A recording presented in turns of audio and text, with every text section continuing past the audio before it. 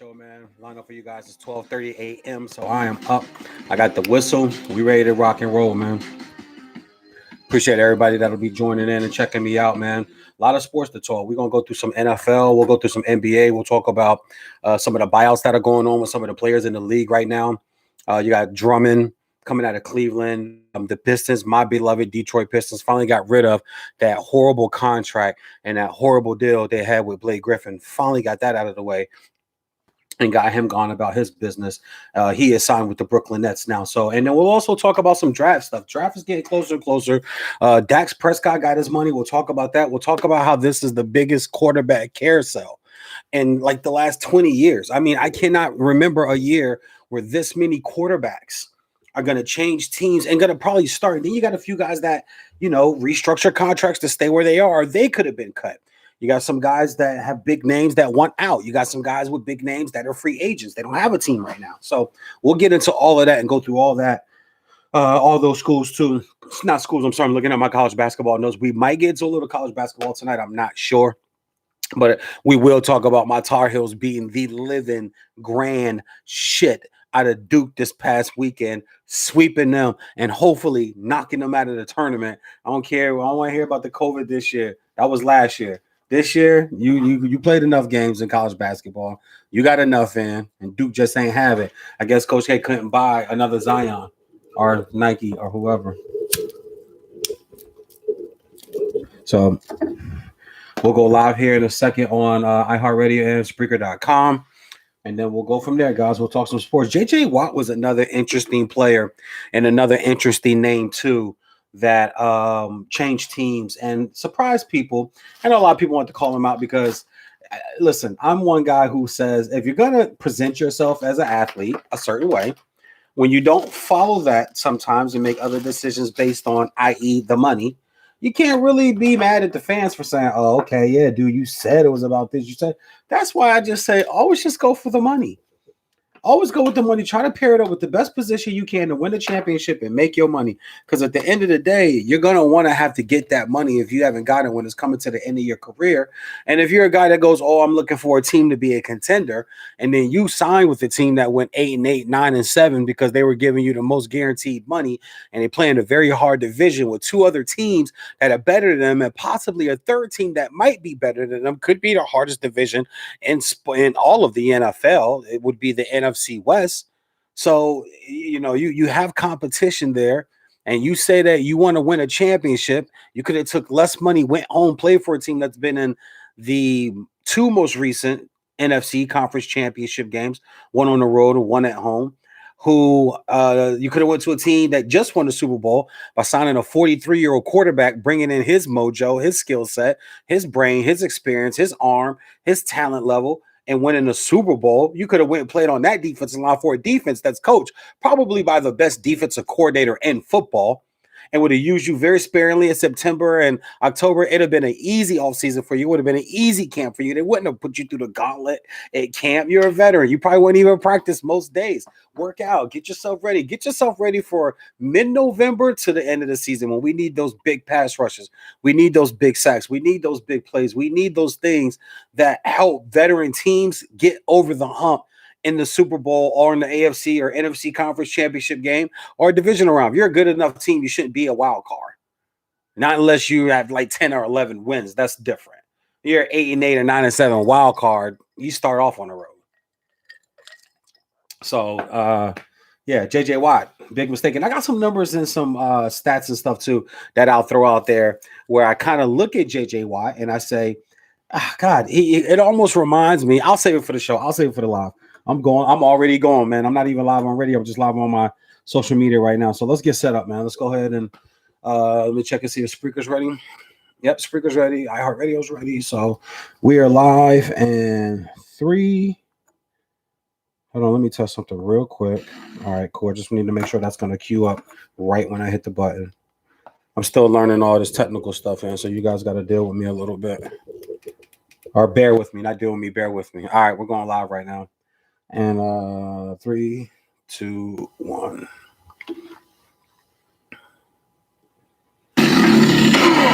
Live from Hollywood, California, Veejay, Vernon Husky, the Big Vanilla Funnies, Unsportsmanlike Conduct. Unsportsmanlike conduct.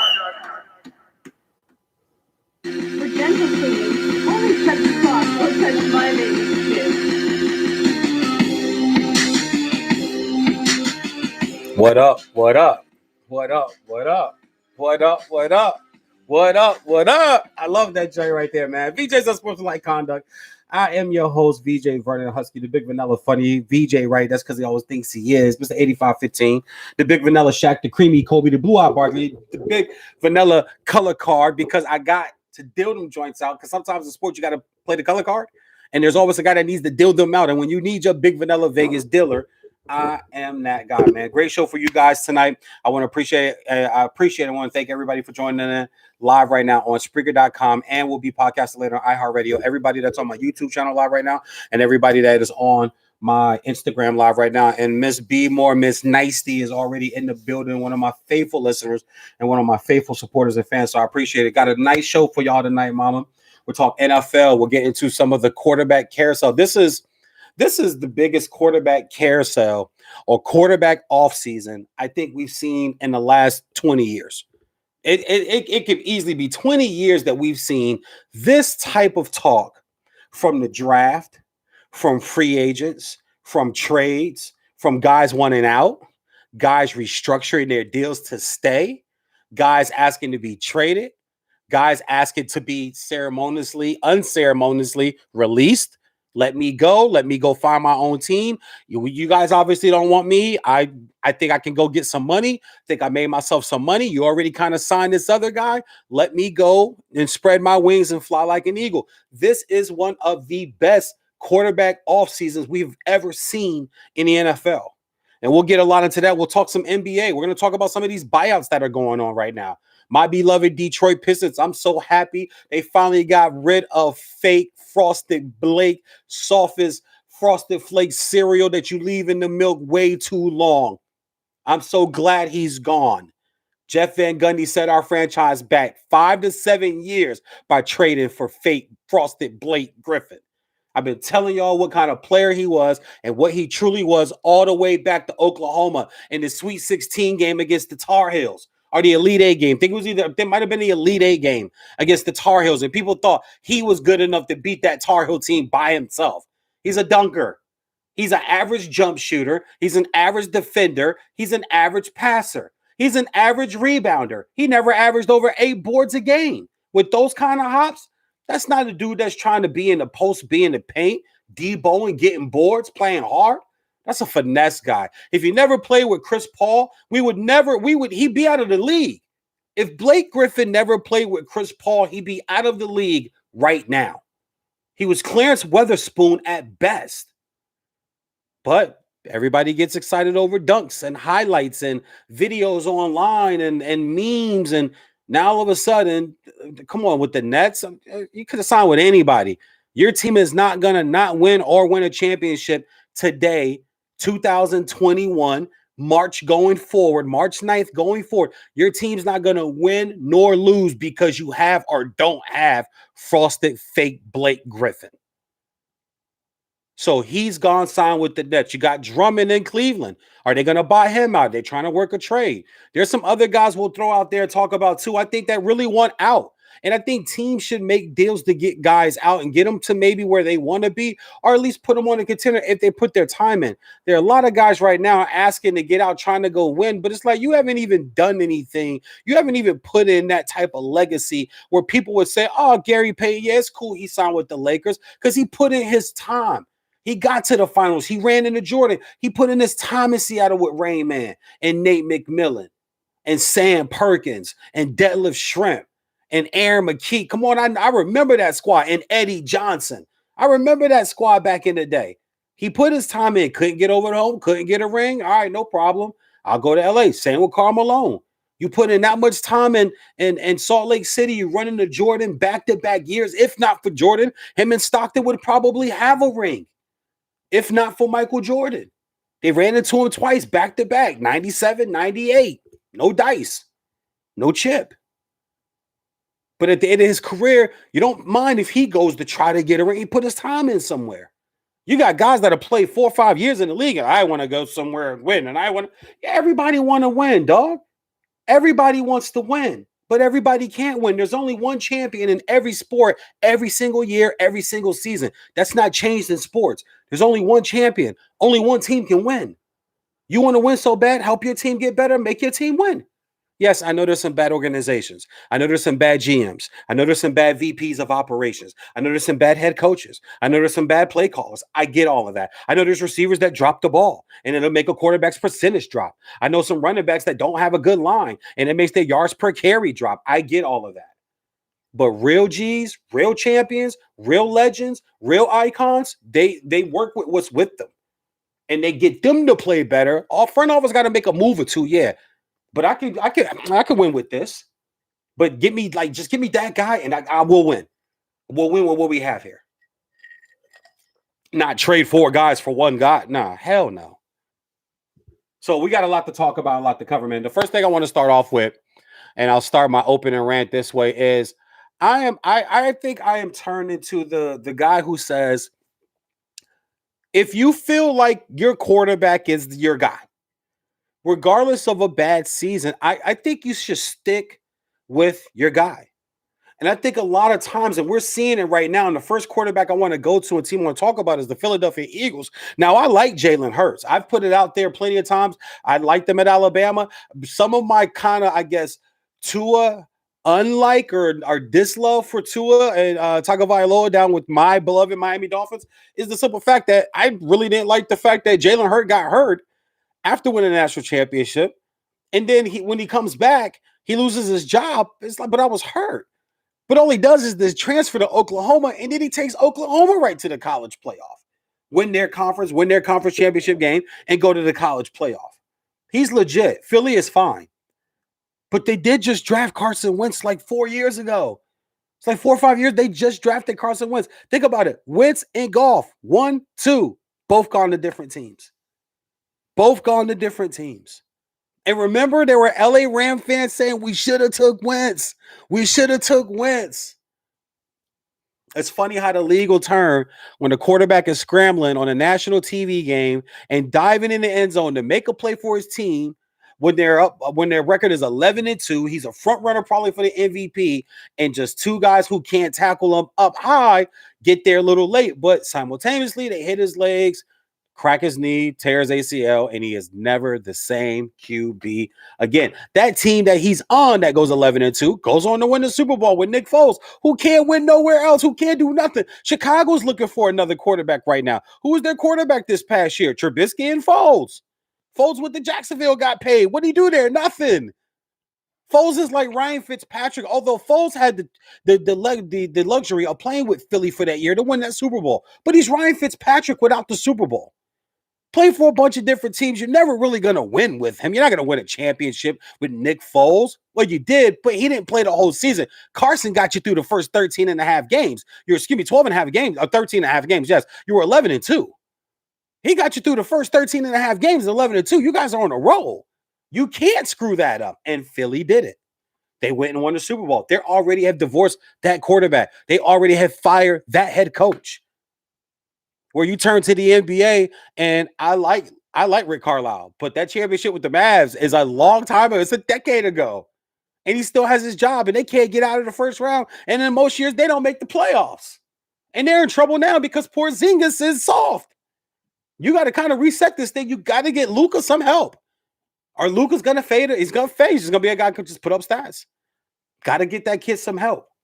But when you talk about quarterbacks, I think you stay with your guy. Deshaun Watson is a guy that's name's out there, and he's the biggest fish out there for everybody to try to go get this offseason. People think is going to really tilt the draft, and we'll talk about the draft. I got a little mini mock draft that I'm kind of watching. I haven't written my own yet, but there's a few that I'm watching, and some of the picks I think are smarter or right picks. These mock drafts, they never go, according. There's always a surprise. There's always a trade. There's always a player that jumps up. There's always a player that something creeps out about 48 hours or 24 hours or 12 hours or 3 hours before the draft, something that hits the internet. It happened to Laramie Tunsil. Laramie Tunsil could have easily been the number 1 overall pick, number 2 or 3, but a video resurfaced right before the draft of him taking a bong hit with a gas mask like a year prior to that or 2 years prior to that in college or something like that. And of course, the so righteous and so righteous and upstanding NFL said, "Oh man, can we take this?" Yeah, he had a gas mask on. He was in college or high school, smoking some trees. Give me a break. You got owners and coaches who do blow, and you're worried about a tackle who could probably anchor your left side, and that's what he's doing for the Houston Texans, and make all pro. That's what he's doing for the Houston Texans, and make Pro Bowls. That's what he's doing for the Houston Texans. You're gonna let that judge whether you're gonna draft this kid or not? Come on, stop it. And Miami, he just wasn't productive there. Miami wanted to get draft capital. He was a player they can move. They think we can replace him. Or we have a collective great line. Maybe we don't need a Laramie Tunsil. There's different ways that a lot of this coaching and stuff goes. But nonetheless, you have a team that just gave up on the head coach and the quarterback. And Deshaun Watson, he wants out. I don't think Houston's going to trade him. But if you're a team right now and you think you're a quarterback away, you get in on this Deshaun Watson thing. But if I like what Houston's doing, I'm sticking with my guy. I'm not trading him. We're not trading you. If you don't want to play, you'll be in breach of contract. But let us try. Got a new GM, got a new head coach. Let us try to fix this. Let us try. Where are you going to go? I come to Miami. Miami's got to give up the 3 and the 18 in next year's first. Okay, so there goes your Jalen Waddle or your possible Najee Harris or your possible Jamar Chase or your possible Deontay Smith to line up with on offense and give you a weapon. No, you'll get Gilsilky and you'll have Smythe at the tight end position. And I like Gilsilky. I like him a lot, but he's not Waller. You know what I'm saying? You got Kyle Pitts coming out of Florida, who's just a freak at that size, that speed. I saw somebody in a mock draft have Miami trade out of the third with Broncos. Let Broncos go up and get their next quarterback. There's Justin Fields at number 3 sitting right there waiting for you, either him or Zach. Was a Zach Miller out of BYU. We all know Trevor's going number 1. That's what I'm saying. This quarterback thing, guys. And I know I'm all over the map a little bit with the quarterbacks right now, and I'll get back to stick with your guy. But this quarterback carousel this season is just flat out amazing. This is good stuff, man. You got Goff goes to Detroit. Now Matthew Stafford comes out to LA. Both these teams drafted these guys number 1 overall. These guys are top draft picks, number 1. Matter of fact, I have a list here of the past overall number 1 picks in the NFL. I believe it's the past decade. Is it? Yes, the past decade. Listen to these names and just listen to the names, positions, and where these guys are right now. And this will tell you a lot about the quarterback carousel and the quarterback position in the NFL. 2011, Cam Newton, MVP, 15-1, got to a Super Bowl. After that, spiraled out of control. Andrew Luck, 2012, quarterback out of Stanford, number 1 overall to the Colts. Got to a conference championship game, got your ass handed to you by the Patriots, though. Was a 41-3, 44-6, like got your ass whipped. Other than that, divisional round, wild card team. Andrew Luck retires within that first 11, 10 years out of the NFL. Can't take it with the neck. I'm gone. Offensive tackle 2013, Eric Fisher, left tackle for the Kansas City Chiefs. Traded. It's not even there anymore. Javion Clowney, the guy I tried to tell everybody about because it was, listen, there's certain pass rushers that come out of college and chase quarterbacks and is just really good at it. He was a guy that was just really good at making the wow play. And I think a lot of times in scouting, especially with social media and television sports media, we use the wow play to actually show as what he can do. No, that's a wow play. You have to show me technique, hand placement, hand usage, bend. Can he really get low and bend the corner and bend on these big tackles with speed, not lose ground and go get the quarterback, spin move, club move, swim move, something special. It didn't have any move. It was just wow factor. To play against Michigan in the Outback Ball against Smith, the running back from Michigan, they showed over and over and over. And it's that helmet popping off, the helmet popping off, the helmet popping off. But the rest of the game, Taylor Lewan, the left tackle at all-pro left tackle, by the way, at the Tennessee Titans right now, he owned Clowney the rest of that game. Clowney made like 2 plays. He owned Clowney the rest of that game. He was also a top 5 draft pick that year.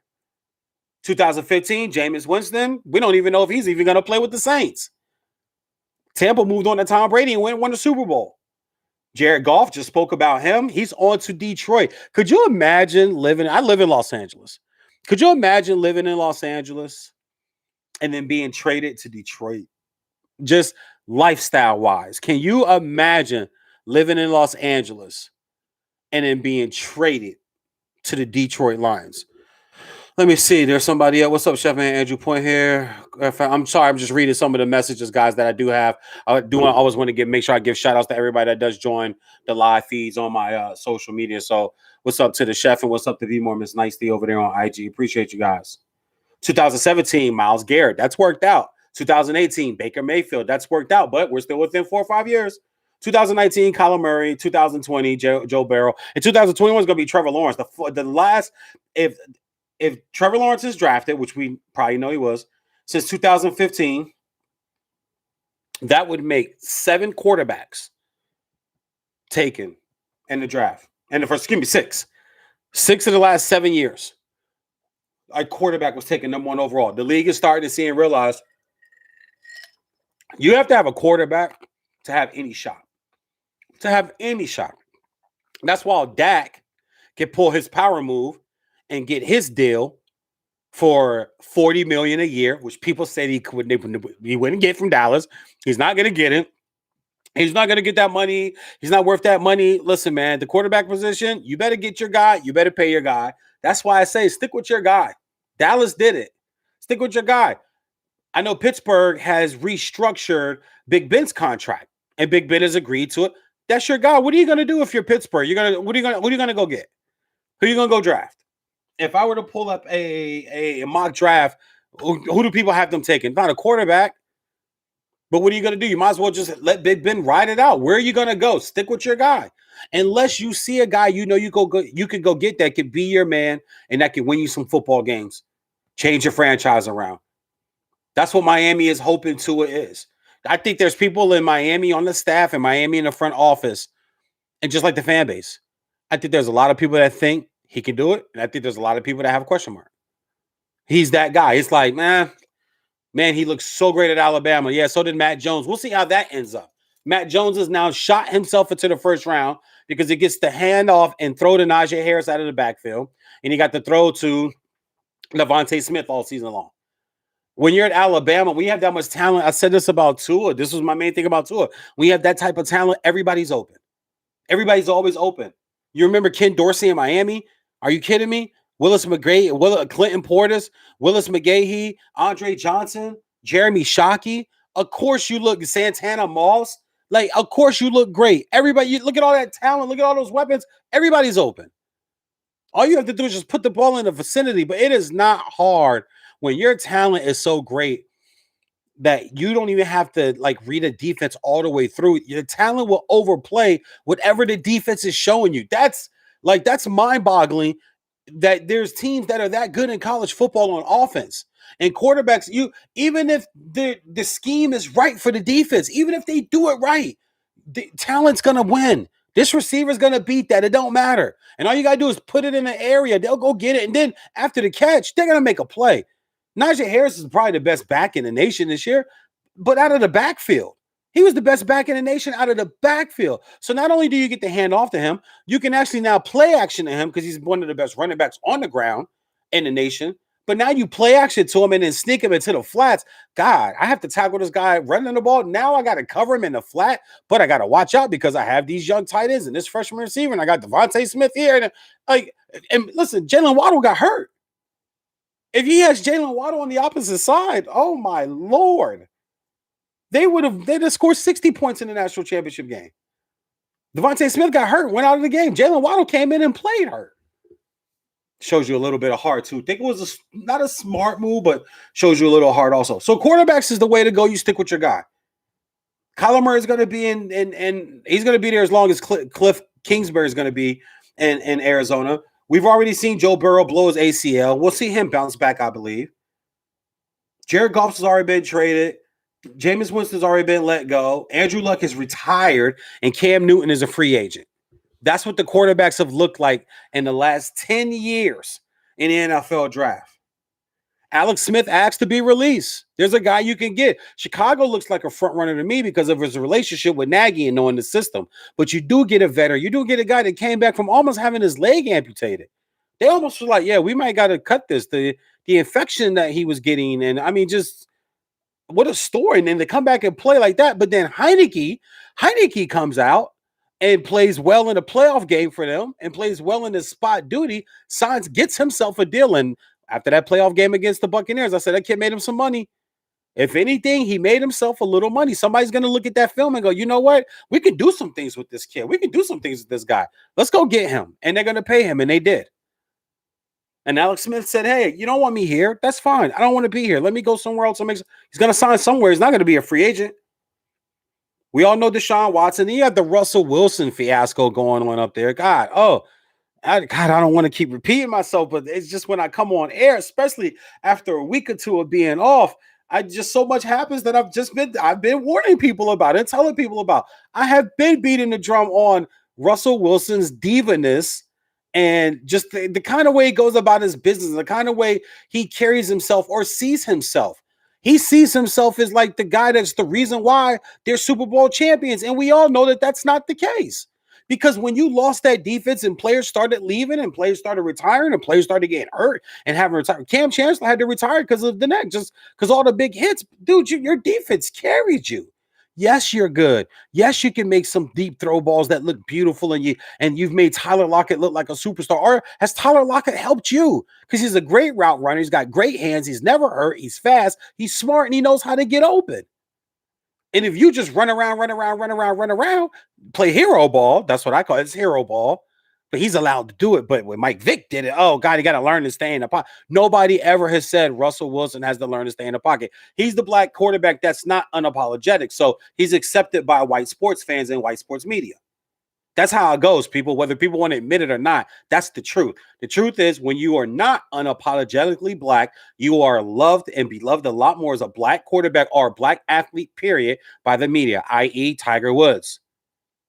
White America loved him. Yeah, there's some racists still out there. There's some people that didn't want him playing golf and playing at the Masters courses and playing down in the South and playing with the white boys and still thinking they're old, ignorant, racist-ass ways, prejudice-ass ways. That's fine. We know that's there. But because he was, I'm Cobblan Asian, I'm black and Asian, and this and that, white folks are like, oh, okay, all right, I guess it's okay. You know, it's all right. It's like we still own him. You know what I'm saying? That's my white girl impression at brunch. You ever go to brunch? See the white girls that had too many mimosas? It's funny shit. So, Russell Wilson, I've just been telling people all along, and that's because of the things that I've known from people that I know that have played on that team and have been connected to that team and have been in that locker room.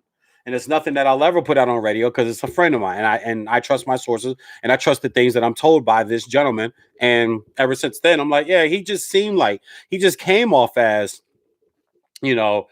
He just knows how to do it when the camera's on. And there's been other people in the media that have said the same thing. So I'm not banging it. It just is what it is. And now you have a guy that storms out of the office and because he wants more power. He wants more say-so on why he's running around so much and getting killed and getting sacked so much. Like, dude, are you serious? Oh my God, stop it. Stop it. Now it's everybody else's fault. But if you didn't carry that, remember, he got into sideline shit with defensive players all the time. They knew they were the reason why they were winning those games or putting him in position to put up points and to win by 15 and 20-point margins. And they knew it.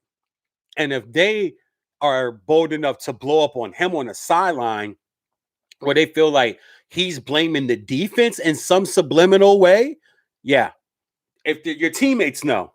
I always tell sports fans, if you really want to know about a player, talk to his teammates. The teammate, when it's them, those are the people who really, really know. Whenever I have former athletes on, some of my favorite questions are, you know, funniest teammate, unpredictable teammate, most loyal teammate, who's, best team. I love to ask those questions because they're going to give it to you straight and they're going to give it to you raw. Sticking with the quarterback theme, you can look at the guys coming out. You got Trevor Lawrence, you got Justin Fields, you got Jones, you got Zach Wilson, you got Trey Lance. Trey Lance, be very careful with Trey Lance.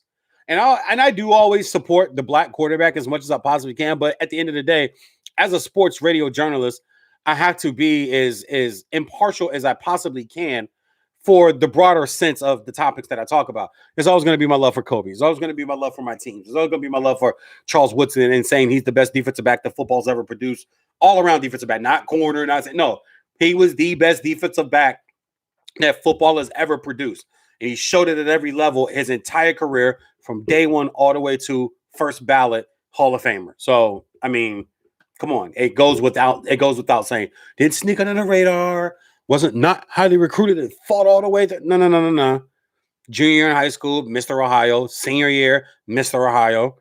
Freshman, it's away from home. Goes through a little issue. Mama comes see him. Set him straight. Sophomore year, Big Ten honorable mention. Junior year, Jim Thorpe, national championship, Heisman, Big Ten defensive player of the year, All-American first team, top 5 NFL draft pick to the Raiders. NFL, Super Bowl, defensive player of the year, multiple Pro Bowls, multiple All-Pros, first ballot Hall of Fame. Top 5 or top 6 in INTs, pick sixes, the 50-20-20 club, 50 interceptions, 20 sacks, and I think it's 50 interceptions, 20 sacks. I think it's 20 touchdowns. I believe that's the 50-20-20 club for defensive backs. Well, defensive players, but mostly you're going to get 50 interceptions, and mostly is defensive back work. But there's always going to be that biasness there. But I'm not saying anything out of the box. Most people would look at it and go, all right, well, I don't have an argument with that. If you want to like Ronnie Lott, fine. If you want to like Ed Reed, fine. You want to like Troy, fine. But none of them did all the shit that Charles Woodson did. That's all. I mean, the argument to me or debate even, it stops right there. None of those guys did all the shit that Charles Woodson did. So it's like Jordan, right? 6-0, 6 finals MVPs, 5 MVPs, top 5 scoring all time. Took 2 years off. Like he's got 2 years off his career. Guy came back at 40 and was averaging 21 and 5 and 5, or like at 40. Like seriously, like at 40 years old, at his size, at his age, with the drinking and the smoking, and like he wasn't the guy that put $1 million or $2 million into his body every year. He lifted some weights, worked out, did some jogging, but he drank a lot of yak, smoked a lot of trees, puffed a lot of cigars, and is still considered the GOAT. So miss me with all that. Spend $2 million on my body in the offseason. And commentators talk about he spends $2 million, man, on his body in the offseason. What a great shot. But Trey Lance is coming out of North Dakota. And I would be careful with Trey Lance. Love to support the black quarterback, but he reminds me too much of Teddy B. And I understand Teddy B had some wins and had some good minutes and some good moments in Minnesota. But if you tell me you can win a championship with Teddy Bridgewater, your team's got to be loaded, especially offensively. You better have a DeAndre Hopkins type receiver or Tyreek Hill type receiver, and at least Kittle as your tight end, and Saquon at running back. Like I don't think Teddy is carrying a team, and he has some good moments and he has some good games. He's not carrying a team through the playoffs, onto a conference championship, and then into a Super Bowl where he's doing the Super Bowl presser all week long. That's Teddy Bridgewater is not that guy. Trey Lance reminds me of Teddy Bridgewater. I'm still trying to figure out how a guy who has played as few snaps that he's had is even being talked about being in the first round. This is a mistake I watched GMs make. Like, I didn't like the way Mitchell Trubisky got banged on, but I understood it. People's like, dude, it's 1 year. It's 1 year, and I know Chicago had been great. Maybe he didn't go to the right situation. Maybe Chicago's turning into the new Cleveland. Seriously, they can't get it. Chicago can't get it right. What's Chicago's best draft pick? What's their best last draft pick? Brian Urlacher? Wouldn't that be the Bears' best last draft pick? That's not good. And maybe they're turning into Cleveland, and Cleveland's turning it around now. Cleveland now can't miss on the draft. But Trey Lance reminds me a little bit of Teddy B.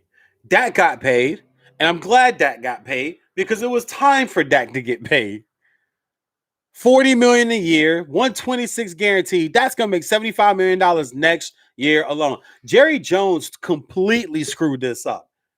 And I was on Fox Sports 1 on the Odd Couple with Chris Broussard, and I said the first person he should have paid was Dak. He would have got a huge discount. I know Zeke took his ass down to Cabo and didn't show up to camp. I said it back then on social media outlets and on radio shows. I'd have traded. Excuse me, not cut him. I'd have traded Zeke or Elliott. You could have got 2 first rounds for Zeke then. Zeke got his money. I said right on that show, he'll never be the same running back ever again. You can forget it. If you think you're ever going to get the Zeke back that was the guy that got everybody hyped about him and the guy that got everybody on him, you're sadly mistaken. He was never going to be that running back again. This past year, not even 1,000 yards. Who led the league in fumbles this year, people? Ezekiel Elliott. And his yards per carry, touchdowns, and overall productions have all gone down since the contract. His fumbles per year have all gone up. His yards of plays of negative yards rushing have all gone up. Yeah, I know the line's a little banged up. I know the line isn't what it was, but you're supposed to still be a bad boy. You're supposed to be a bad mom. You're supposed to still be the guy. Come on now. Saquon didn't have no line and blew this league up like, Could you imagine Saquon with Zeke's rookie line? The line Zeke had his rookie season, his second year in the league? Put Saquon Barkley behind that line. Are you kidding me? He ain't got no line in New York. And it showed. I mean, I don't know if that play was in direct correlation of him not having a line, but I do know he don't have a line. He tore his ACL running to the outside, so it is what it is. But there's certain quarterbacks I would just be very careful on. Trey Lance is one of them. I'm not sure about Zach Wilson out of BYU. I'm not going to act like I've watched the kid play a whole lot because they didn't have a lot of games this year. And he played like 4 games this year. But people say he's got – I heard Tom McShay the other day say he's got some Pat Mahomes in him. That scares me. It scares me when I hear guys talk like that. Patrick Mahomes is a generational guy.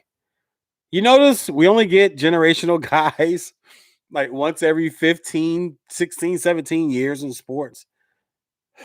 It's going to be per sport, per league. You know what I'm saying? Like and then their whole career, there's always going to be a next guy that's like them. There's always, and I've fallen victim to it before. I remember thinking OJ Mayo was Kobe-esque. I thought OJ Mayo could be on Kobe's level. Boy, was I wrong. I thought Quincy Carter could have been on Randall Cunningham's level. Boy, was I wrong about that one. I've been wrong about some stuff too. I'm 85-15 for a reason, people. I hit on 85% of the shit that I say is going to happen. My picks, the whole 9. I hit on 85%. But I am wrong. There is still that 15. I was really hurt by the Quincy Carter one. The Quincy Carter one, I still get reminded by friends of mine. Remember what you said where you thought Quincy Carter was going to be? I did. Him, Craig Lumpkin. I've always had this infatuation with Georgia players. I don't know what it was, man. Champ Bailey, Herschel Walker. Oh God, I know I'm missing one. Champ Bailey, Herschel Walker, Hines Ward. Like there's some Craig Lumpkin, no Sean Moreno. When no Sean Moreno signed with the Dolphins, I was gassed. I was like, hell yeah. I love no Sean when he was in Denver, and I hated that he went to Denver. First, I had a crush with Denver running backs too, because I was a really big Terrell Davis fan. I loved the way he ran the ball. Terrell Davis was that guy, man. And the Mile High Salute was just so simple. It was just, he had the gloves with the cut off fingers. I've always loved running backs who wear the gloves with the cut off fingers. When Cam started playing football, I'm gonna take his gloves. I'm gonna be like, yo, bro, you wanna run old school style. He better not have to wear glasses. You see, I wear glasses. His mama wear glasses. If he got to wear glasses, he getting the goggles. We're going Eric Dickerson style with Cam. Cam going to be out there with the elbow pad, with the old school elbow pads on. We're going to bring it back. He going to be one of them throwback running backs out there, like putting in work. Looking like Eric Dickerson out there. Looking like Walter. Well, he going to be bigger than Walter Payton, but Dickerson. Dickerson's a guy. Dickerson or AP. But we definitely giving him the gloves with the cut-off fingertips. I've always had infatuation with Denver running backs, man. Oh God, who fumbled at the no, that was Ernest Bynum when Ernest Bynum played with the Reds when he played with the Browns. But there was Sammy Sewell I think Sammy Sue was a guy. There was a video game back in the day called Play Action Football on Super Nintendo, and I used to use Denver. And Sammy Sue was their running back. I used to run all over my brother Terrence with Sammy Sue. He'd be so pissed because he didn't know who Sammy Sue was. So he didn't believe he was supposed to be that good. So, but anyway, back to the quarterbacks and back to keeping your guy. I think quarter teams need to all stick with their guy. Back to Houston for a second. I don't think Houston has handled this well, and I don't think that Deshaun Watson has handled this well. This reeks to me of new age athlete want to control the narrative and control. Basically, I don't want to see the NFL turn into the NBA. That's what I'm hoping is not going to happen is the NFL does not turn into the NBA because it feels like that's where it's going. When you got guys like Russell Wilson who are sitting in front of the owner and the ownership and the coaches, whoever, front office people, and telling them, I want more input on, like who comes here and the draft pick or whatever it was, the draft picks, the coaching staff, whatever. Like, are you kidding me, dude? Like, oh my God, like Cam Chancellor and Russell and Richard Sherman and those defensive players on that side of the ball, man, Bobby Wagner. Oh my God, I know these guys are looking at him like, are you kidding me? Earl Thomas, a little thug, so he just slapped him. He just smacked them all up. They're about the same size, but Earl Thomas is gully. Like he had an incident with some side chicks and this girl and the gun and all somebody. It was in the press, so I'm not breaking news. You can go look it up online. I think the Ravens cut him right after that, if I'm not mistaken. I think the Ravens cut him right after that, or Seattle had already let him go. He broke his leg, didn't get his money, and flipped off the coaching staff. That's the type of atmosphere Pete Carroll creates. He left USC. Excuse me. He left USC in a mess. Excuse me. And didn't think twice about it. So, but I think Houston and Watson have not handled this situation. Ooh, that hits. Sorry. Sorry for the technical difficulties, my coughing there. That Houston and Deshaun Watson are not handling this situation well. And I think they both need to sit down. Everybody needs to sit down and talk. If you're Deshaun Watson, here's my thing. If you go to New York, if the Jets pony up that second pick, and there's talk that they could, you're going to go to the Jets. You're going to go to the bum-ass Jets.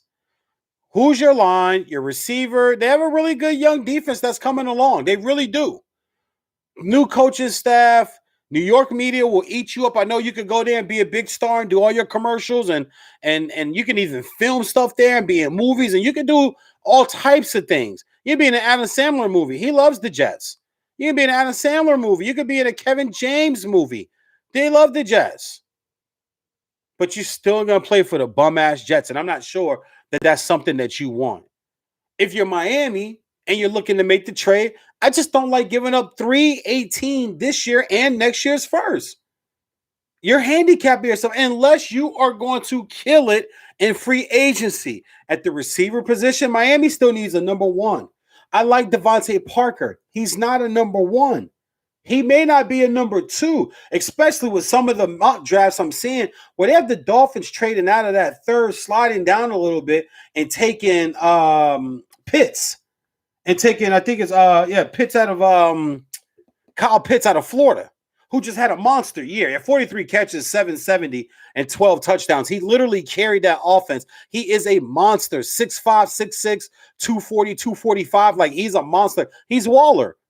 He's Waller at the tight end position, but you could flank him out. You could put him in the slot. And they said he'll block. He'll line up and he'll block when you need him to.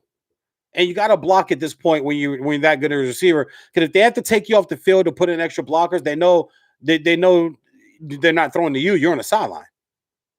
So it makes the defense easier to defend you. He's a tight end / receiver hybrid guy that's got to be on the field all the time. They have Miami taking him. I don't have a problem with that. But you still need a number one receiver. Waller is the number one target in Oakland, but if Ruggs Jr. ever really comes around and forms himself as an NFL professional wide receiver, he'll be the number one. His speed says so. His speed says so. He's too fast. He's too dangerous. He could take the top off of your defense so fast, so quick. He's your number one. And now, honestly, that makes Waller even more dangerous. Any B-rated, B-plus rated, A- slot you bring in and stick in there, undrafted player who runs great routes, has some speed, has great hands, doesn't drop balls, focuses, not trying to rip and run and party, loves football every minute, every day. You can always go find those guys. Those guys are all over the place. You can always go find those guys. If you need to bring them out, you can. That's my son. If you guys hear, Cameron is up now. I got enough show done that if I did have to back off a little bit, I could because he's asleep. I had to jump on. I was going to wait even later. And I was like, you know what? Let me get on now. But he actually fell asleep 2 or 3 hours ago. So I knew he was not done for the night. I knew that was out. I definitely knew he wasn't done for the night. So, but if you were going to take Pitts, then you better still go get a bona fide number one. If you're Miami, you still need a running back. Miami still needs a linebacker, and I know they want to do something at the safety position. Once again, if they're going to be dumb, stupid, spending money in free agency, then fine. I don't mind the Pitts draft pick. If you're going to trade out of it, you got to be getting something back from Denver. I don't want to just slide back to 13, 14, or 12 out of 3 for Pitts for a tight end. You better get some word that Jalen Waddle or somebody else is going to slide in the draft. Are you just you going to go get Juju? We've already went and got Juju. The free agency starts in a week, guys. So we'll know by the draft what teams will really need. Like, it'll clear up a lot, especially for a team like Miami. If Miami goes and gets a few receivers or goes and signs 2 receivers or a receiver and a running back, Jones from Green Bay is an unrestricted free agent, but he's been a free agent. He's been attached to Miami. And plenty of articles and a lot of people that are in the industry think that they have a love infatuation for each other. He loves Flores. One of the assistant coaches on there coached him at Green Bay and coached him in college. He loves that guy. I don't know if I would pay what they're talking about possibly paying, but it does mean, okay, we don't have to go get ETN from Clemson. We don't have to go get Najee Harris from Alabama. We don't have to worry about a bust. We know what we're getting in a guy that's played in NFL, played in conference championship game, ran for 13, 14, 1,500 yards in this league, scored double-digit touchdowns in this league. Like, he knows when you get a rookie, you have to teach them all this shit. When you get a free agent, they already know the deal. And if it's a nice marriage and it's a nice team up and you guys think that you can really win with what you bring in and what you collectively bring together, go get the guy. You have some other wide receivers that are free agents too. You got Godwin down and just won a Super Bowl. Hey, we all know how it works in the NFL, right? You get a ring, go get your money. You get a ring, go get your money. It's like, I got my Super Bowl ring. I don't need multiple rings. Chris Godwin at the receiver position doesn't need 4 rings to be called a good receiver or a great receiver in his era. He didn't need that. That's not the way we look at football. We only do that with basketball. We don't even do that with baseball. Some of the best baseball players of all time don't even have a ring. Barry Bonds doesn't even have a ring. He doesn't even have a ring. Ken Griffey Jr. doesn't even have a ring. But then you got Derek Jeter, may not have their power numbers, but he's got 5 rings. 5. But Derek Jeter also was a guy that just got it. Like, he's one of my top 10 team athletes of all time. Is Derek Jeter. I think I had him at number 9 or number 8. He just got it. Show up. Hey, man, and you can still mess with all the chicks, go to all the parties, do all the side stuff you want to do. Just keep it out of the press, keep it out of the news, keep it out of the media. When you go to Derek Jeter party, they take your phone. Like, I saw that article. I was like, wow, that's real. Yeah, they take your phone. Give me that. We're about to get wild up in here. No, I don't know how wild they were getting and what they were doing, but, taking the phone, nah, you're not posting this. And this is when social media was just getting going, just starting to really make some moves. So if you're Miami, I understand the Watson move, but you can't give that up. That's way too much. Other than that, I just don't see a team that would be willing to give up what they like. If you're Minnesota, I thought about the Vikings. You still got Adam Thielen. You got Jefferson. We know he's a bona fide number 1 receiver out of LSU with the rookie year he had. You got Dalvin Cook at the running back position, who I think is the most complete back. If you're Minnesota, I can see Minnesota giving up some draft picks, first-round picks, a couple of them, to go get now the guy that you think is your quarterback. Here's the thing. I know a lot of people, Kirk Cousins not good. Kirk Cousins not this. Like, Kirk Cousins only had, I believe, 33 or 34 touchdowns last year and like only 10 or 12 interceptions, something like that. I did a show about it a while ago, and that's how I can kind of remember the number, and I follow the Vikings, so and I could be off a touchdown or two or interception too. But he had a great year, like 4,400 yards, 4,300 yards. I know people said he can't play and he can't do this, he can't do that. But what I just saw was the defense hurt them this past year and gave up games and gave up points. Kirk Cousins, Dalvin Cook. Dalvin Cook was the second leading rusher in the league. And he missed 2 games. He'd have ran for 2,000 yards if he didn't miss 2 games. He had 16 and some change. Well, he'd have got close to 2,000. Not sure if he'd have got the 2,000. He'd have got close to it, though. Ran for 16 and some change. Missed 2 games. If you're Minnesota, there's a team I can look and say, give up to, what are you going to go get? You have what you need on offense to get that kind of quarterback in that type of city and that type of fan base and that division. You could beat the Bears twice. You could beat the Lions twice. I mean, you're really only competing with Green Bay. We don't know how long that is because we don't know how long them and Discount Double Check are going to get along. I don't hear anybody talking Minnesota. I think it's a great fit. If your team, like, that's really it, though. Where else is Deshaun Watson going to go? I know a lot of people throwing Washington's name out there, but you still need so much of who's your receivers? Who's your running back? You got Chase Young and you got a really good defense. Are you gonna that's kind of what he had 2 years ago. They were up 24-0 against the Chiefs, guys, in a divisional game in Arrowhead, sold out, packed, cold. I'm sitting on the couch watching the game. I'm like, what the fuck is going on? What the hell is happening? What?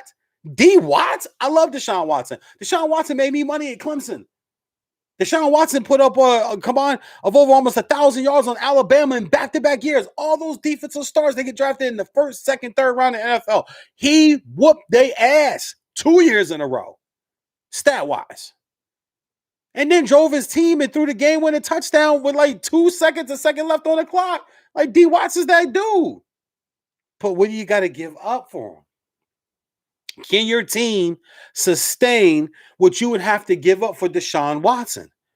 Can your team sustain that? That's the thing. That's the question. I just don't think that Miami can. I don't know if the Jets can. If you think if you think Sam Darnold is your guy, you got to kind of stick with your guy and ride with your guy. You trade him and you trade that pick and bring in Deshaun. And then, another thing too, nobody talks about, Deshaun's been hurt twice, guys. He's been hurt. That's why I'm a little finicky with him in Miami. And that's how I feel about Tua. Like, you've been hurt already. You're bound to get hurt in the NFL. Even Tom Brady blew his ACL. Even Brady took a guy falling into his leg and tearing his ACL and then being done for the season. Peyton Manning had neck surgery and neck issues. He was done for a season. Aaron Rodgers has broken his collarbone. He's missed 8, 9, 10, 12 games. Concussions, missed 4 or 5 games. A lot of quarterbacks. Drew Brees, broken ribs last 2 years. A combined like 13, 14 games he's missed the last 2-3 years. You are bound to get hurt. Cam Newton missed the whole season. You are bound to get hurt in the NFL at the quarterback position. When you have already been hurt in college, and especially if it was an injury where people were questioning your return to the sport of football, that concerns me as a fan. Whether my front office as a fan, as a team that I like, takes you. I love Justin Herbert. I saw Justin Herbert with my own eyes. I went out to Oregon and went to a Montana-Oregon game after calling Cal Poly, Oregon State, and Corvallis earlier that day. I drive down to Eugene and go to I saw him with my own eyes. The guy I was with tapped me in the middle of the third quarter and goes, NFL quarterback? I said, yeah. He goes, number 1 overall? I said, could be, definitely top 5. He said, would you love him in Miami? I said, oh, God, I would love him in Miami. He'd be in Miami for the next 10 to 12 years. We'd have an actual shot to build a franchise to go compete for a Super Bowl because we got the quarterback. If you think about it, if you have a quarterback, you have a shot. I mean, let's think about it. Go through the teams. Every year, Green Bay's got a shot to win the Super Bowl, right? Yes. Tampa Bay's got a shot to win the Super Bowl, right? Yes. The Kansas City Chiefs are the favorite to win the Super Bowl, right? Yes. Tom Brady's in New England. New England's the favorite or the second favorite to win the Super Bowl. Big Ben and the Steelers are always in the top 4 or 5 teams, right? Yes. Seattle Seahawks are always in like top 5, 6 teams, maybe 2 or 3, depending upon what the early season odds are. They started off 5-0 this year. Everyone was calling Russell Wilson the best player of the year. He's going to win the MVP. Teams that are struggling at the quarterback position, teams that can't figure out, Denver, Raiders, Dolphins over the last 20 years, the Jets, the Giants now that Eli's gone. Everybody thinks they like Daniel Jones. Do they really like Daniel Jones? They're talking about moving Daniel Jones. You just drafted him in the top 5, top 6. Jacksonville, Carolina now with no Cam Newton. Detroit had Matthew Stafford for years, but it's Detroit. They just couldn't put. They had Matthew Stafford and Megatron for 9-10 seasons. They just couldn't put it together. Tennessee was struggling. Got Mariota, looked okay for a little bit. Then that fell. Now you got Ryan Tannehill, but you did just lose a first-round playoff game at home this year with Ryan Tannehill. I know he looked good a year ago, and everybody says, oh, Miami really screwed up. And I'm not trying to backtrack. I like Tannehill when he was in Miami. I thought that when he had good games is when the line played well. When the line didn't play well, he had bad games. But he's also not the guy that I think you can say, oh, yeah, down 14, down 17, put it in Tannehill's hand. He's going to bring it home. He's going to go get that game for us. That's not Ryan Tannehill. And I've always said, if you can stop Derrick Henry and put the game in Ryan Tannehill's hands, you can beat them even at home in the playoffs. I had Baltimore. I picked them on the show with the spread. Took the +3 with Baltimore to win that football game. I cashed in on that. I was bragging on that on the Michael Collier Morning Show over on StreamYard. I killed that weekend, period. I think I went 3-1 that weekend. It took 2 road teams. But you have to have a quarterback or you don't have a shot. Denver's looking for a quarterback. San Francisco's been looking for a quarterback. Lucked out. They had Alex Smith for so long, but they were still just so bad. And then you luck up and you get Colin Kaepernick, and then that goes south. And then you don't have a guy that looks really bad there. And then Jimmy Garoppolo falls in your hands. You go to a Super Bowl.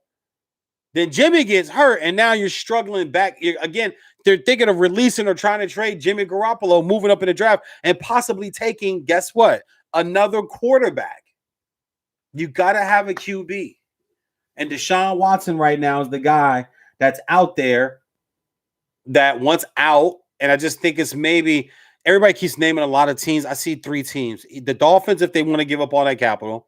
The Jets, if they're not sold on Sam Darnold and they think they want to move on from Sam Darnold. Or Minnesota. I know I heard the Raiders name. I don't like that move. The Raiders, what do you have to trade? What are you going to trade for Deshaun?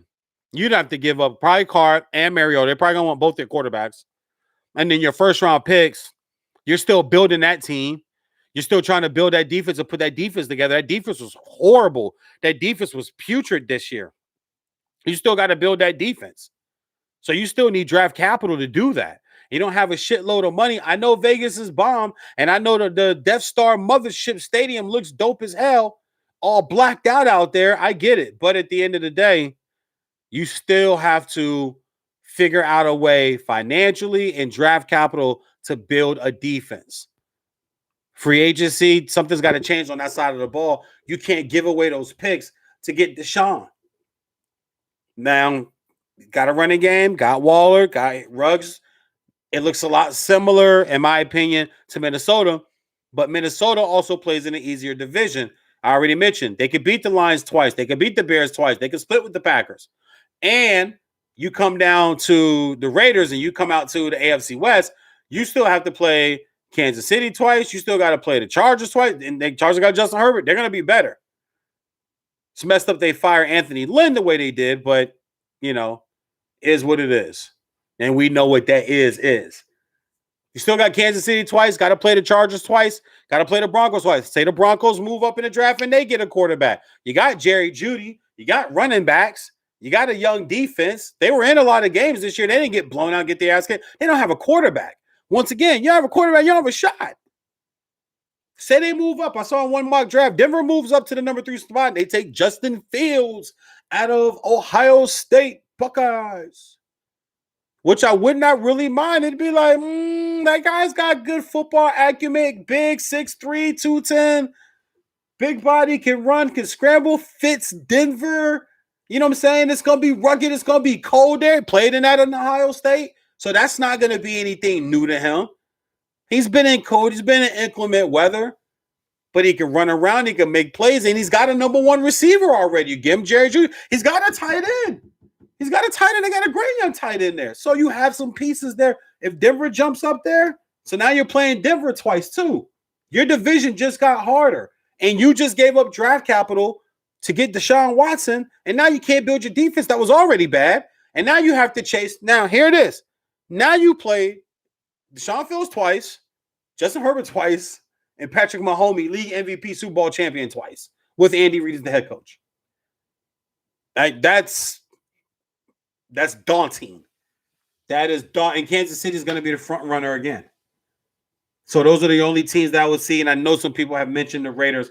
I just don't see the Raiders. I want to talk about J.J. Watt here for a second also, too, because this was a story that I thought it kind of just really shows how sports media and I guess certain football fans and just people that are into the NFL really are picky and choosy about who they want to hold like feet to the fire of what they say. We always like to tell each other, or your fans say, well, he said he was looking for this, but he signed there. He's about the money. He's not about winning. He was never about winning. He's only about himself. And I understand that when it's a black player, it is always used as a negative. And it'll be flipped into a negative. Then it'll be massaged into a story that's not really there. When it's a white player, it'll be kind of brushed away or be cleaned up a little bit. Or they'll try to bring somebody in and say, no, that's not true. I have a source that says this and this and this and this. And that's what we're seeing with J.J. Watt. J.J. Watt raised a lot of money when Texas and the Houston area caught those floods. They were just trying to get to a certain amount, and then it exploded, and it raised just all this money. And he was like this savior and this hero of South Texas, and that's fine. I don't have a beef with that. But then, he's run his time there. You can see all year long, very, very itchy with the media there, very short and very kind of, and I get it. They were having a bad year. They're getting their ass kicked all over the field. Deshaun Watson led the league in passing, but that defense was just horrible. There's a sound bite caught of them walking off the field where J.J. Watt is apologizing to Deshaun Watson and saying, I'm sorry we're wasting your prime years. I'm sorry we're wasting such a great season because the defense couldn't stop shit. Signs with Arizona Cardinals for $33 million, 20 is guaranteed. Everybody wants to know, is this a money grab? Were there other offers made? I think he's done and over the hill. When he got released, before he signed with anybody, I didn't have the Cardinals. I'm not going to act like I did. I don't think anybody did because he said he wanted to win. He wanted to go to a contender. And I threw out Green Bay. Makes sense. He's home. Played at Wisconsin. He would be beloved there. Training camp will be nice and easy for him. They won't make him play a lot or practice a lot and run around and tackle. Hey, work out, stay ready. We're not going to use you a lot. We'll let you get going and get warmed up in September and October. We really want to cut you loose after Thanksgiving in December and January when it's cold up here, man. And running backs don't hold on to that ball as well. And offensive tackles slip a little bit on the frozen tundra of Lambeau Field. And you can get the advantage on a swim move and go sack the quarterback and get a strip sack in January and December when it's going to really flip the standings or put us in the playoffs or win a division or put us with the number one seed or the number two seed or get a home playoff game or have the number one seed and have home field advantage throughout the playoffs. And Ndamukong Suh just did that for Tampa. For Tampa, and Ndamukong Suh just did the exact same thing. Went down there, didn't hear his name much all year. Where'd you hear it, though? Playoffs, wild card, divisional, conference game, Super Bowl. And he was in Detroit all those years. Got paid, then said, you know what? I'm going to go get my ring. Go get Tom Brady, get a ring. But you look at J.J. Watt, and I think that if you can hide him, then he can be productive for you. But I don't think you can hide him. You can't hide 4 sacks a season. And then I think he retires in a season and a half. I don't think he lasts in Arizona long. And I think that some of these numbers I find and some of the things, J.J. Watt was in Defensive Player of the Year twice. I get, or 3 times I believe it was. I get all the accolades, all the numbers, but I just want to read you guys a few things that I just went and kind of dug around and dug up. And I just wanted to try to compare them and say, okay, we remember these big flash moments, but I like to look over the totality of everything. For his career, he's got 531 tackles, 122 he assisted on, 101 sacks. So he's part of the 100 sack club. 2 interceptions, 2 touchdowns. I thought that number was kind of low. I don't know why I can see him scoring like 5 or 6 touchdowns in his career. Only had 2. Maybe I'm thinking of another player.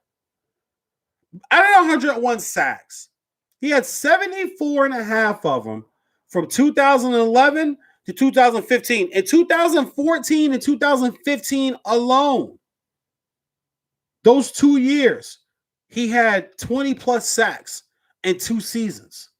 That was 40 something of those sacks just right there alone.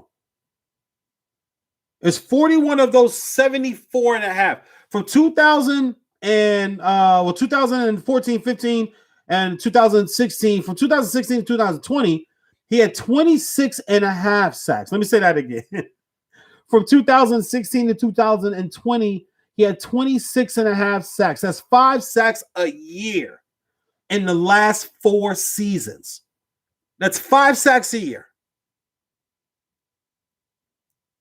QB hits from 2011 to 2015, he had 209 quarterback sacks. That's a lot of quarterback sacks. From 2016 to 2020, he only had 68 quarterback hits. Hits. 209 hits from 11 to 15, 16 to 20, 68. That's a difference of 141 QB hits. He's played in 8 playoff games where he only has 6 sacks. So J.J. Watt has never ever really superly affected and imposed his will on a playoff game. I think that defense gives up big plays. Arizona defense gives up big plays. Didn't give up the big plays. I think that'll help him there because the defense that he was the captain and led gave up huge plays last year. Listen to these stats. They were 30th in the pass, the Texans were. They were last in rushing defense, giving up almost 2,600 yards, 5.2 yards per carry, 27 touchdowns. Only the Raiders and Lions were worse. Through the air, they gave up 4,100 passing yards. They only had 15 sacks. 15 sacks as a defense. You don't draw the attention to free up other people. J.J. Watt used to draw attention that would free up other people. He doesn't do that anymore. If you also look at where he's had some injuries, he missed 1 year where got hurt like the first week, missed the year. Then the following year, he got hurt in like game 5, missed the year, missed the rest of the season. He's been hurt. His body's been banged up. How much do you think you can really lay on him? How much can he really give you? That's why I said going to Tampa or going to Green Bay or going to Kansas City. Anybody like these veteran teams ready to win a championship, dude, your body would be, you'd be fresh in November. You'd be fresh by Thanksgiving weekend. Remember Tony Gonzalez's last year in Atlanta? He didn't even practice. No practice. He doesn't need to practice. He doesn't even practice. None of them going to hit him. We'll see him on Sunday. He's done this long enough. He's earned this. I'll give it to J.J. Watt. He's earned that. He's earned it. Hey, I don't have to practice. I can show up and trust me, I'll be ready. I'll be ready. And now I'm on a team I'm not the top dog. Tampa would have been so perfect for him. But he took the money. Back to my original point of starting this topic is people are defending him. Somebody came out and said, there were other teams that offered him more. They got to try to save the great white image. They got to try to say the great white hope, the great white hype. The great white hope, that's who he became when he raised all that money for the floods in Southeast Texas. He became the great white hope. And now people are trying to save and defend him. This is a money grab. You go to a team that was in the middle of the road that plays Seattle twice, that could be playing a much better San Francisco team, and rightfully and probably so. San Francisco had so many injuries last year. That's the only reason why they were as bad as they were. They weren't a bad football team. They just had some bad luck with injuries last year. And you got to play the Rams twice. The Rams now have Matthew Stafford. You still got Cooper Kupp at receiver, and you got my man Woods at receiver. Hey, a lot of people love the running back out of Florida State. A lot of people think he's the next back. He's the next good back, great back Sorry, his name is slipping my mind. How's his name slipping my mind right now? Dalvin Cook is on my mind. I know he went to Florida State, but that's not him. He's up in Minnesota. Cam Akers out of Florida State. He's the next back there. You got Higbee at the tight end position. You got yourself a nice tight end.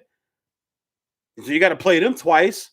You went there, but you said you wanted to win a championship, and nobody's picking the Arizona Cardinals to win the championship.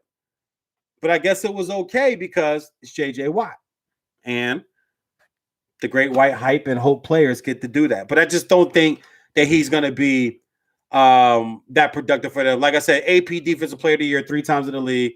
2012, 2014, 2015, won it back-to-back years.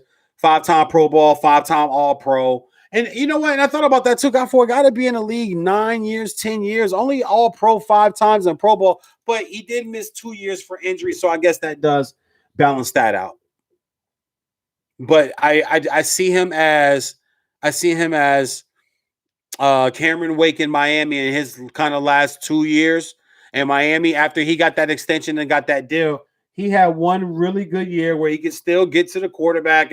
But his last 2 years there, you can see like he still looked great, still had the big python arms and still looked the part. But he just could not beat those young guys up front. He couldn't cause game-changing sacks. He couldn't cause QB stripping scoops, TFLs, tackles for loss. He couldn't cause anything. He was just a guy that everybody looked at and said, yeah, we could block him one-on-one now. We couldn't the previous years, but now he's not the same guy anymore. I look at him like I saw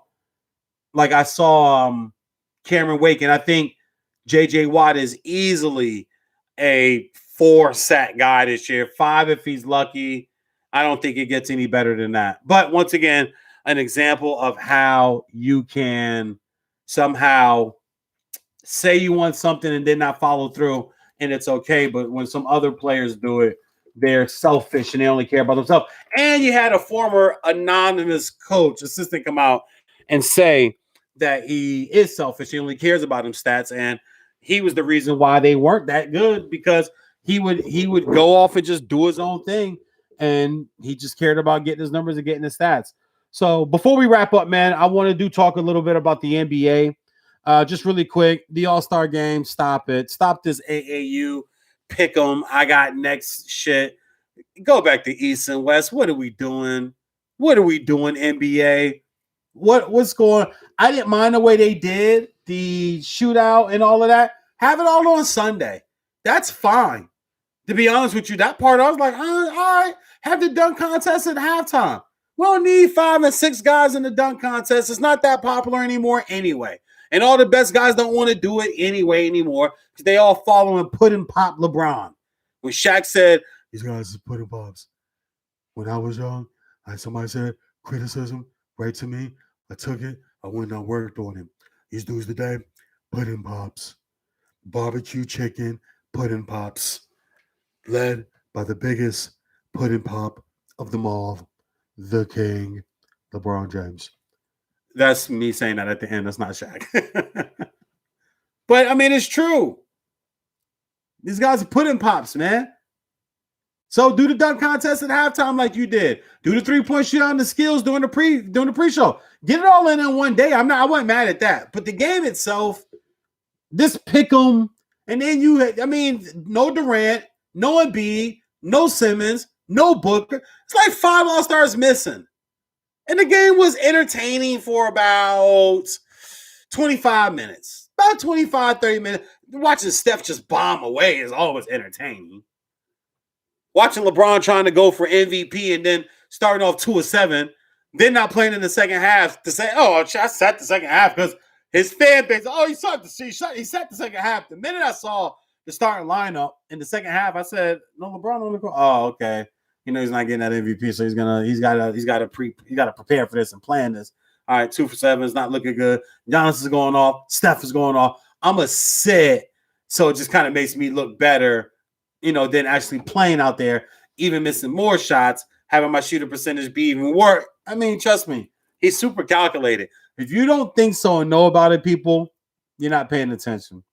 Call me a hater. Call me whatever you want to call me. I do. If you haven't noticed yet, I do not care. I'm on my live right now, and I want everybody to make sure they see my balls. Y'all see my balls hanging? There you go. Oh, on radio, they can't see. It's these football and basketball little mini. They hang from a crib. Somebody gave them to my son, but he doesn't like them. He doesn't use them. So I said, I'm gonna put them on my microphone. So one's a football, one's a basketball. Everybody that's on the YouTube and the IG live can see it, but everybody, of course, listening to Veejay's Unsportsmanlike Conduct on Spreaker.com live right now cannot. So, other NBA news, but the All-Star game, just real quick. Again, East and West, that's it. The way they did all the extra stuff, I don't mind it all on one day. But get back to East and West, get back to some East and West pride. Play a little defense, people, just a little bit. But I understand how to get it. Some of the buyouts that are going on right now, too, I'm very interested in. I'm glad my Detroit Pistons got rid of fake Frosted Blake Griffin. He has now moved on to the New Jersey Nets. I know there's supposed to be a buyout for Drummond, who got traded from Detroit. Detroit got off that contract, too, and unloaded all of that he was going to want, money he was going to possibly want in the future. A guy that's in Cleveland right now, and I tell people all the time, 2020 guy. He is a legit 2020 guy. But unless you got like two superstars and then some other role players, he's not a guy that's going to change your franchise. He's just not. The game isn't that way anymore. And I feel bad for him because now I see him shooting threes and it's like, well, there goes your dominance. Your dominance is gone. No one can guard you. It's like Embiid. Doc Rivers showed up to Philly and said, you know what you're going to do? You're going to get your big butt in the post. That's what we're going to do because there's nobody that can guard you. I get what the league is. I get what people are doing. But this is going to help us. And I don't trust them in the postseason because I know I've seen Doc Rivers in the postseason. So I don't trust them in the postseason. But I am looking at them like, okay, I feel you. I see you, Doc. They are finished with the number one seed in the East. Philly 24-12. Now, a game behind them is Brooklyn. They got to watch out for Brooklyn. But Brooklyn, I'm trying to figure out what's up with Durant. Is he really just coasting and resting? Is this all strategic where it's like, man, I can play, but I'm going to just chill, rest, be ready down the stretch so I can just light y'all up? I'm going to let Kyrie and James run it right now. Implement some of these other guys, get they thing, because I can just come in and just get 30. Like, it's nothing for me to come in and get 30. No one can guard me. No one can stop me. I'm the Durantula. I'm 7 feet. I'm a 7 feet guard. I'm a 7 foot guard. I can play on the wing. I play D. And I'll D you up, and I'll chase block you down. I can strip the ball. I can change. He can change shots. Like, Kevin Durant's a complete player. And people go, well, he's not a great passer. He ain't got a pass. When you do all that other shit, he got passers. He played with Harden and Kyrie. Why he's got to pass? Why the fuck would Kevin Durant have to pass? Like when he was in Golden State, well, you don't pass. Well, to who?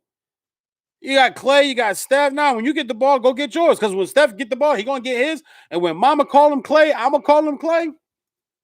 When he get the ball, he's going to get his. Milwaukee at 12-14, 2 games behind Philly. So I think those are probably the 3 best teams. Boston's got to make some type of move. I'm not sure what move they're going to make. And I think Boston will make a move. But I honestly believe Boston has to.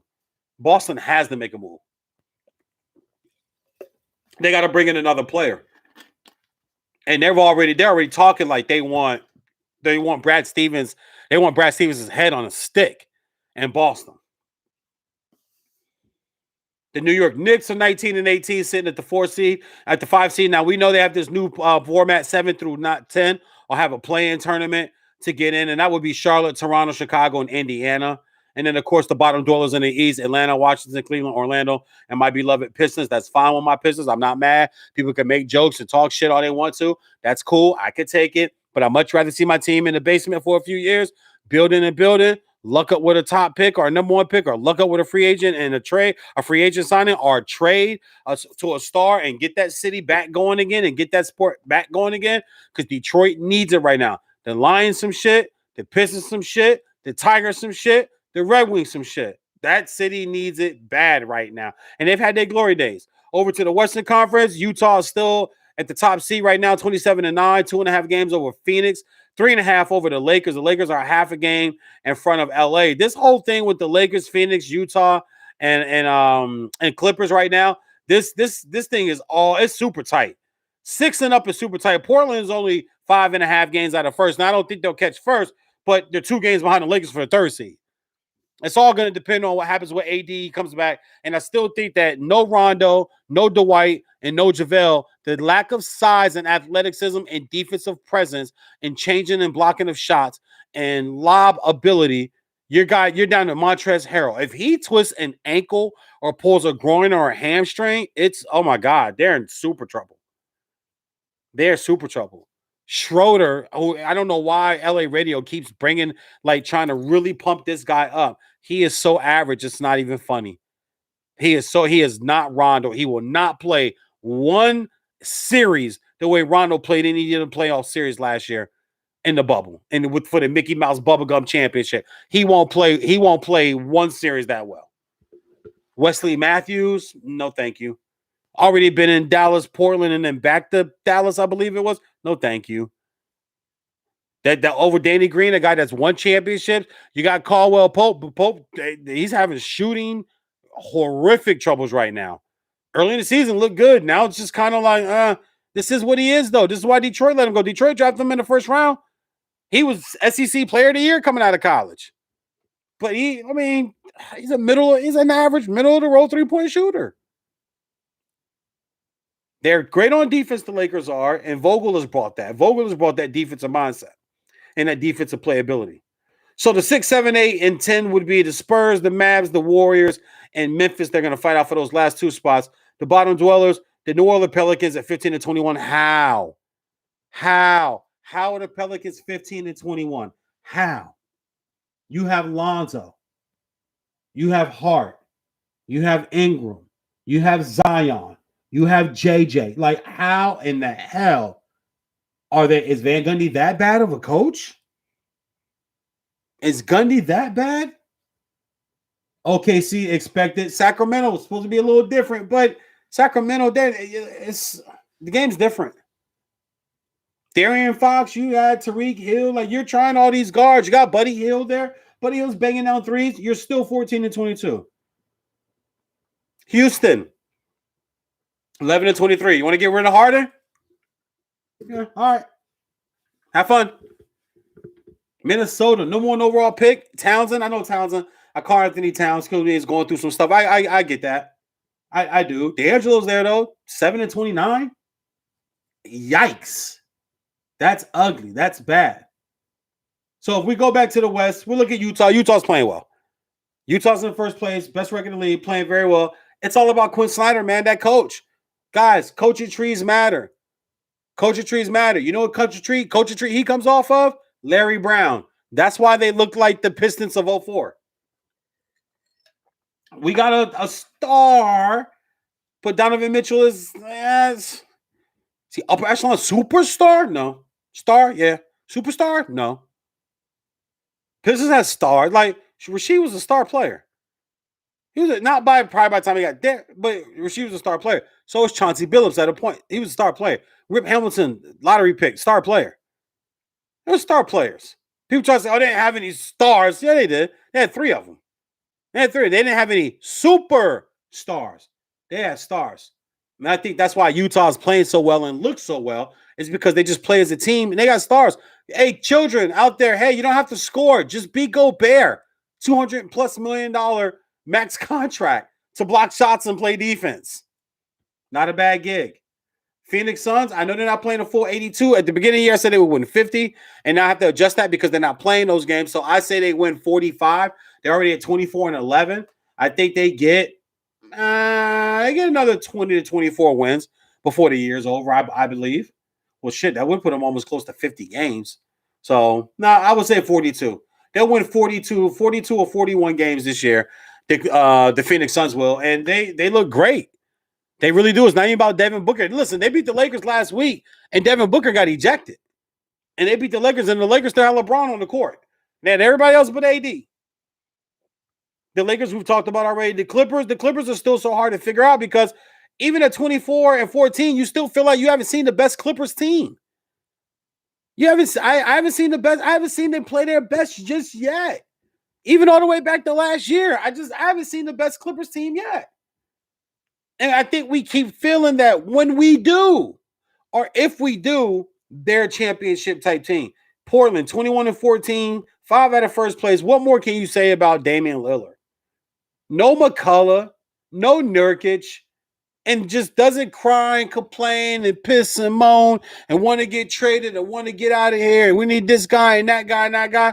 Like, nah, just y'all chill. I'll get us to 21-14 the All-Star break at the 5th seed, 5.5 games out of first place. If y'all two can just come back, man, ready and late March, April, we could creep up and finish in the 3rd or 4th seed and cause some trouble. That's how I look at Portland and Dame Lillard. Denver, disappointment, 21-15. They should not be 21-15. You have too much talent. Here's the thing, though, that I was wrong about. I thought what Utah is what Denver was last year. I looked at Denver and I was like, yeah, that's going to be the team that's going to surprise people and be like at the top of the Western Conference next year. Utah, I thought, no, that's just what they are. First round exit team. That's just what they are. And they adjusted their game, they adjusted their roster and the style of play. They're first, and now Denver's sitting in the 6th seed. So I got that wrong last year. Spurs, pop, 18-14. 18-14 at the break. Sitting at number 7.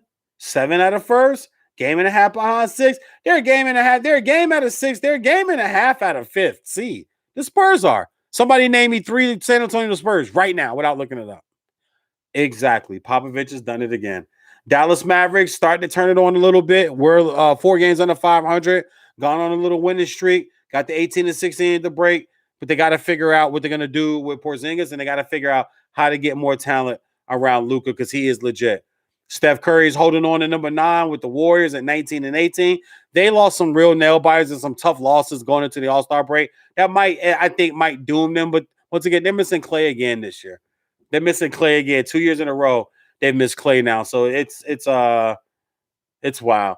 Memphis, once again, trying to stand higher, 16-16. You have a better team than that. And then New Orleans, we've already talked about 15-21. The Eastern Conference is not a team that really surprises me. But what I will say is the bubble showed everything isn't what it seems. Tom Thibodeau, guys, guy can coach. Got the Knickerbockers, 19-18. They ain't been 19-18 in a long time. So I think Melo was there when they won 50 games and went to the playoffs. Boston at 19-17. I've already mentioned them too. I just don't think I like Tatum. I just don't think he's a super duper star. I like Tatum a lot. He's not going to lead your team to the championship. You have a guy that's as good as Tatum or better. And Jaylen Brown's got good numbers, but it's too quiet. It's a different win. Listen, when you want to win, you got to open your mouth. A lot of quiet dudes win. People go, Kawhi, Duncan. All right, bro. I just said not a lot. I ain't saying nobody not a lot. Keep going. Keep going. Keep going in the NFL. Keep going in Major League Baseball. Keep going in hockey. Keep going in tennis and NASCAR and golf. Show me the quiet people that win all the time or that win a lot. Show them to me. You can't. Winners talk. Leaders talk. Milwaukee's starting to turn around a little bit too. They were fluttering. Had people talking. What's with Milwaukee? What are they? I like Giannis. I'm still the jury for me is still out on Giannis, and that's only just because we're in year 3 now of him talking about changing this game and adding, and I see the same game. That's all I'm saying. I just see the same game, man. And he still can't hit free throws. Brooklyn, look out. And then I like Philly. Philly or Brooklyn will be a great 7-game Eastern Conference Finals. That would be a great 7-game Eastern Conference Finals. The Nets and the Sixers, right up and down I-95. That's all I got to do is do I-95, Philly to New York, and then New York back down to Philly, and Philly to New York, and then right back down to Philly. That's what's up. That'll be a great Western Conference. Eastern Conference Finals. Western Conference, I can't call it because it could be the Lakers. Not Dwight. AD could come back and change the whole table. Clippers could turn it on, change the whole table.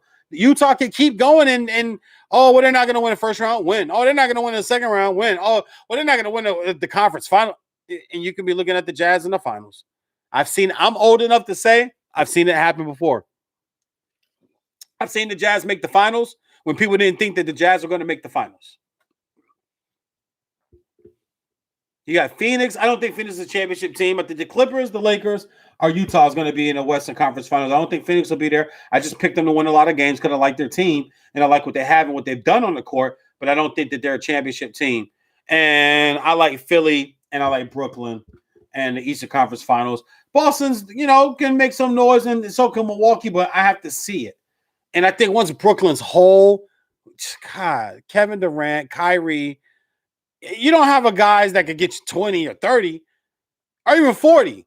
You got 3 guys that could get you 50 on any given night and that have all done it. When you can get me 50 in a playoff game and carry the whole team, that's insane.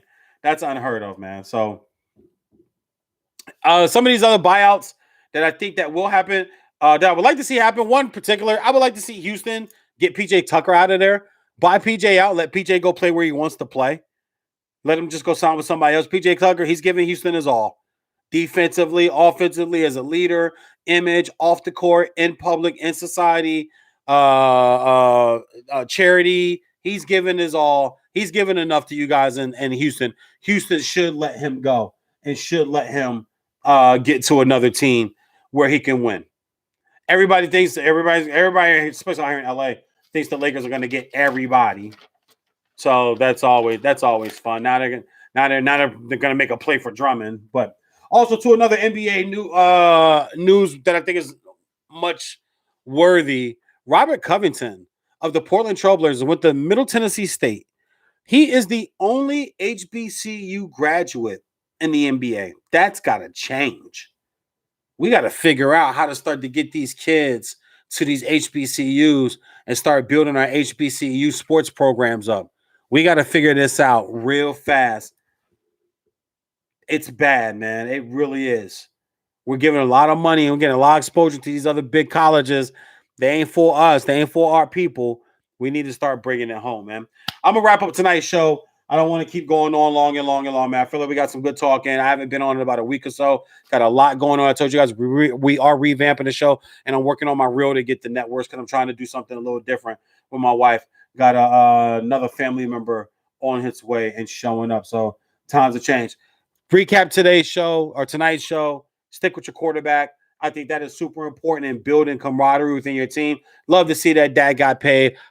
Jerry Jones. Waited 2 years too long to do it. If you'd done it 2 years ago, you just saved yourself a bunch of money. Now you got to pay this man the $40 million a year that everybody said that he wasn't going to get. And Dak Prescott is going to get his $40 million. I know him and his brother are dancing like crazy in their house.